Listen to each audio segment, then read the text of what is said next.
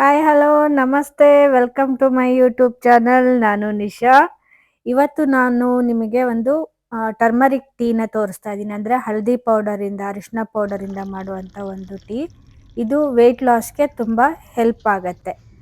ಅದಕ್ಕೂ ಮುಂಚೆ ಚಾನಲ್ಗೆ ಯಾರಾದರೂ ಫಸ್ಟ್ ಟೈಮ್ ಬಂದಿರೋ ಚಾನಲ್ನ ಸಬ್ಸ್ಕ್ರೈಬ್ ಮಾಡ್ಕೊಳ್ಳಿ, ಹಾಗೆ ಬೆಲ್ ಐಕನ್ನ ಪ್ರೆಸ್ ಮಾಡಿ. ಇಂಗ್ರೀಡಿಯೆಂಟ್ ಬಂದ್ಬಿಟ್ಟು ಒಂದು ಅರ್ಧ ಸ್ಪೂನಷ್ಟು ಶುಂಠಿನ ತುರಿದಿಟ್ಕೊಂಡಿದ್ದೀನಿ, ಅರ್ಧ ಸ್ಪೂನು ಹಳದಿ ಪೌಡರು, 1/4 ಸ್ಪೂನು ಕಾಳುಮೆಣಸು. ಇದು ನಮ್ಮಮ್ಮ ಬೆಳೆಸಿದ ಕಾಳುಮೆಣಸು, ಸ್ಪೆಷಲ್ ಕಾಳುಮೆಣಸು. ಇದನ್ನ ಸ್ವಲ್ಪ ಹುರ್ಕೊಂಡು ಇದನ್ನ ತೆರಿಯಾಗಿ ಗ್ರೈಂಡ್ ಮಾಡಿ ಇಟ್ಕೊಂಡಿದ್ದೀನಿ.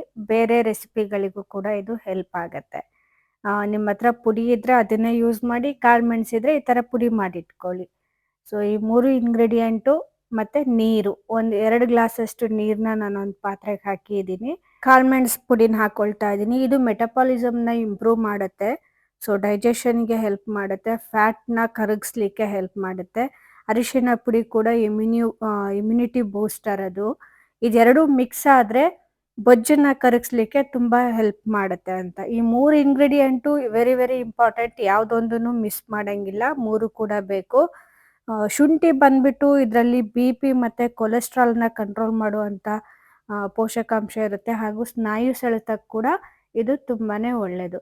ಇದನ್ನು 2ರಿಂದ 3 ನಿಮಿಷ ಕುದಿಸಿ ಆನಂತರ ಇದನ್ನು ಸೋಸಿ ಕುಡಿಬೋದು. ಕುಡಿಲಿಕ್ಕೆ ಬೆಸ್ಟ್ ಟೈಮ್ ಅಂದರೆ ನಿಮ್ಮದು 3 ಟೈಮ್ ಕೂಡ ಇದನ್ನು ತಗೋಬೋದು, ಅಥವಾ ಒಂದು ಹೊತ್ತು ಕೂಡ ತಗೋಬೋದು. ಊಟ ಆಗಿದ 30 ನಿಮಿಷದ ನಂತರ ಈ ಒಂದು ಟೀನ ಕುಡಿದ್ರೆ ಇದರ ಹೆಚ್ಚಿನ ಬೆನಿಫಿಟ್ನ ತಗೋಬೋದು.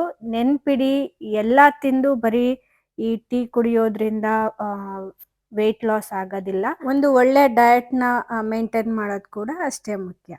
ಹೋಪ್ ಈ ವಿಡಿಯೋ ನಿಮಗೆ ಇಷ್ಟ ಆಗಿದೆ ಅಂತ ಹೇಳಿ ಭಾವಿಸ್ತೀನಿ. Thank you so much for watching. ಇಷ್ಟ ಆಗಿದ್ರೆ ಲೈಕ್ ಮಾಡಿ, ಶೇರ್ ಮಾಡಿ. ಎಲ್ಲರಿಗೂ ನಮಸ್ತೆ.